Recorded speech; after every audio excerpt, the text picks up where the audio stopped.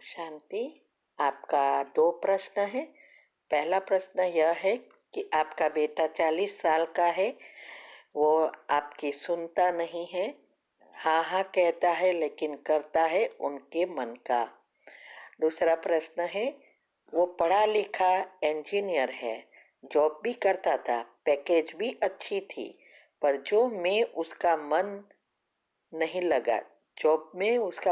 लगा तो छोड़ दिया। फिर वह बिजनेस कर रहा है, क्रॉकरी की दुकान डाला है।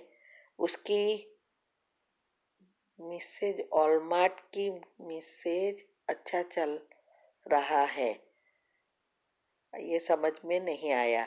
उसका थोड़ा सा डाउन चल रहा है। उस हाथ में जो भी पैसा आता है वह बिजनेस में ही खत्म कर देता है। यह नहीं सोचता कि कल के बारे में बिल्कुल नहीं सोचता। अपनी बीबी का भी नहीं मान सुनता है, सिगरेट और गुटखा भी खाता है। ये दोनों का आंसर क्या आता है?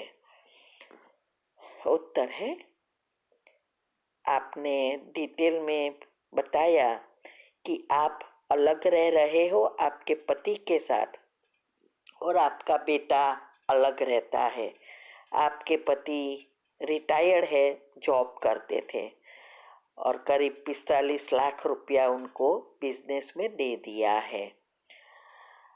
तो ये सारी बातें सुनकर ऐसा लगता है, पहले तो ऐसे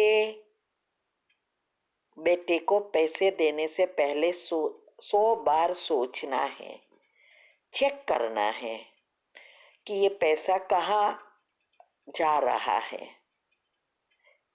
क्योंकि अगर बिजनेस नहीं चलता और इतना पैसा डाला है और कोई दिखाई ना दे, बचत ना हो, इसका मतलब कहाँ ना कहाँ प्रॉब्लम है। ये तो उनकी जिंदगी तो बिगड़ी, लेकिन आप दोनों की भी बुढ़ापा बिगाड़ देगा। तो ये आपको पहले सोचना है, चेक करना है। क्योंकि इतनी अच्छी जॉब भी छोड़ दिया, जिसके खुद इंजीनियर है और पैकेज भी अच्छा था, फिर भी छोड़ दिया, इसका मतलब उसके मन में स्थिरता नहीं है, नेगेटिविटी ज़्यादा होगी, यहाँ वहाँ तुक्का मारता होगा और लक्ष्य नहीं है जीवन का, डोंट केयर एटीट्यूड होगा। इसीलिए आपको ये सब खुद को चेक करना पड़ेगा। अभी बात रही गुटखा पीता है वगैरह, तो उसके लिए भी मैंने कमेंट्री यूट्यूब पर रखी है, उसकी दवा भी बताई है, वो देने से शायद वो छूट जाए और सकाश भी देनी है। तो और उसको संस्कार परिवर्तन करने की हमने विधि बताई है, उसको उसकी आदत तो छुड़ाने की जनरल कमेंट्री रखी है, उस अनुसार आपको आपके बेटे के लिए बनाना पड़ेगा और उसको सकाश दे सकते हैं। लेकिन याद रहे, 3 चीजें होती है, स्थूल, सूक्ष्म और कारण शरीर। तो स्थूल से भी हमें निकालना है, प्रैक्टिकल करके चेक करना है, हमारी बुद्धि चलानी है, पैसा देना बंद करना है। दूसरा यह है कि उसकी जो गुटखा खाने की आदत है उसको भी समाप्त करना है। तीसरा यह है, दुआ कमाने के लिए हमारी इनकम का परसेंटेज सेवा में, अच्छे कर्म में लगाना है, जिससे लोगों की दुआ प्राप्त हो। इसीलिए हमने ये सेंटर बनाने की सेवा शुरू की है। ये सबसे बड़ी दुआ प्राप्त करने का साधन है, तो वो परसेंटेज फिक्स करके करना है। और सूक्ष्म शरीर, कारण शरीर हमारे योग से खत्म होगा। ये सब आप कर सकते हैं, तब ये बदल सकता है। और उसके लिए खुद की पावरफुल अवस्था चाहिए। तो यह अवस्था बनाने का वीडियो चेक करो, संबंधों में अच्छा बनाने का जो वीडियो रखा है वो आपको चेक करना पड़ेगा। योग के प्रयोग की जो प्लेलिस्ट पर विधि रखी है उसमें कि कैसे करना है, उसके लिए द सबकॉन्शियस माइंड के नियम उसमें बताया है कि एक भी नेगेटिव चिंतन नहीं चलना चाहिए, क्योंकि आप लोग ही उनको बढ़ावा दे रहे हो। जब उसके बारे में हम चिंता करते हैं, वो जो कर रहा है वही चिंतन चलाते रहते हैं, तो वो उनके हम पाप कर्म ज्यादा खींच रहे हैं और ही पाप करा रहे हैं। इसीलिए और पैसा देके तो और पाप कर्म लगेगा आपको। तो ये सब बहुत सूक्ष्म कर्म की गति है, तो वो अच्छी रीति आपको पहले समझ कर करना है। स्थूल को जो चीजें पाप बनाती है उसको बंद करो, जो पुण्य बनाती है उसको शुरू करो। और दूसरा, अगर वो मानता नहीं है तो फिर हमें उसको सलाह ना देनी चाहिए, और स्थूल चीजों बंद करेंगे तो ऑटोमेटिक शायद उसके ऊपर जिम्मेवारी आएगी।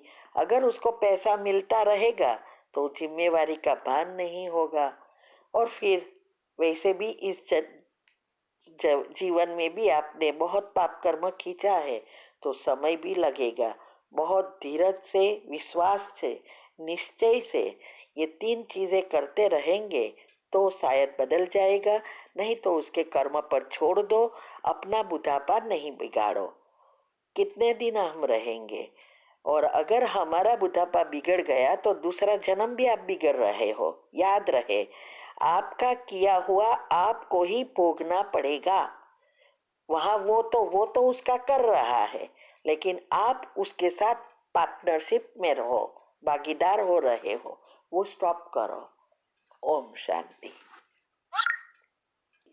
आपका प्रश्न है, बहुत कुछ करना चाहते हैं जीवन में, पर चाहते हुए भी नहीं कर पाते, ऐसा क्यों? मुझे पास्ट में बहुत स्ट्रेस होता था, जिसके कारण न्यूरॉन्स की प्रॉब्लम हो गई। यह अभी भी पूरी तरह ठीक नहीं हुई, तो क्या करें? उत्तर है, देखो, जीवन में जो चाहिए वो नहीं प्राप्त कर सकते, इसका कारण एक ही है, मन की अस्थिरता।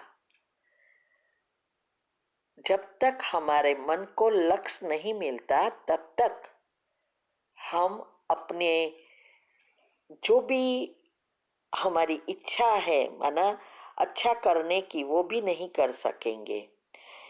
तो पहले पास्ट को भूलने की जो विधि मैंने आपको बताई है, पहले भी बताया था, वो फॉलो करो। कैंसल करने की विधि, योग के प्रयोग की विधि, क्षमा की, ये सारी बातें मैंने आपको बताई थी। तभी जितनी आपकी पॉजिटिविटी बढ़ेगी उतना सब न्यूरॉन एक्टिव होंगे, और योग लगेगा तो संचित कर्म भस्म होगा।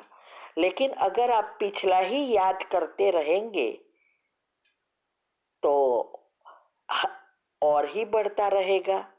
ये तो मैथमेटिक्स, कर्म की गति है। जब तक आप स्टॉप नहीं करेंगे तब तक आगे जा ही नहीं सकेंगे, और ही ये जन्म तो क्या, दूसरे जन्म भी बिगाड़ रहे हो। तो ये न्यूरॉन की प्रॉब्लम के लिए नर्वस सिस्टम को सेट करने का भी मैंने आपको बताया था, वो सब करना पड़ेगा।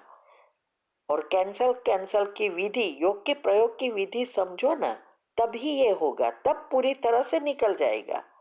इस दुनिया में अभी कलयुग के अंत में सबके हिसाब किताब कर्म बाहर आ रहे हैं, और इसीलिए ये नर्वस सिस्टम प्रॉब्लम कर रही है, और इसका मूल कारण ही हमारे संकल्प है।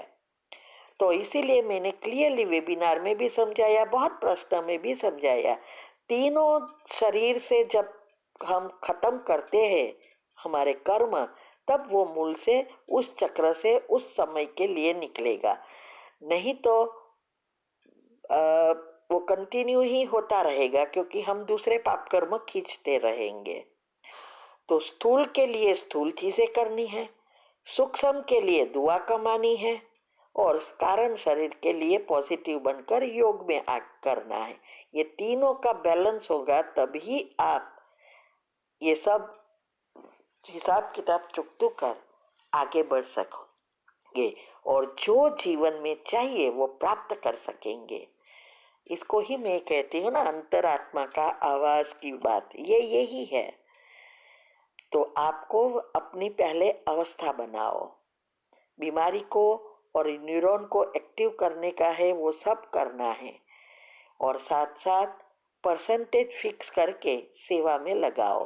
दुआ को प्राप्त करने का सबसे श्रेष्ठ साधन है। और जितनी दुआ मिलेगी इतनी हमारे ये पॉजिटिव बातों में इंटरेस्ट बढ़ेगा, तो योग भी अच्छा लगेगा। यही हमारे साथ हुआ है। हमने बताया है ना कि हम कैसे परसेंटेज निकालते थे। अभी भी हमारे घर में सब बच्चे भी निकाल रहे हैं और जीवन में प्रगति प्रगति हो रही है। जो भी प्रॉब्लम आते हैं उसकी असर नहीं होती है, कर्म तो आएंगे ना। तो ये बातें मैंने बताई है और वही सबको मैं सिखा रही हूँ। ठीक है। ओम शांति।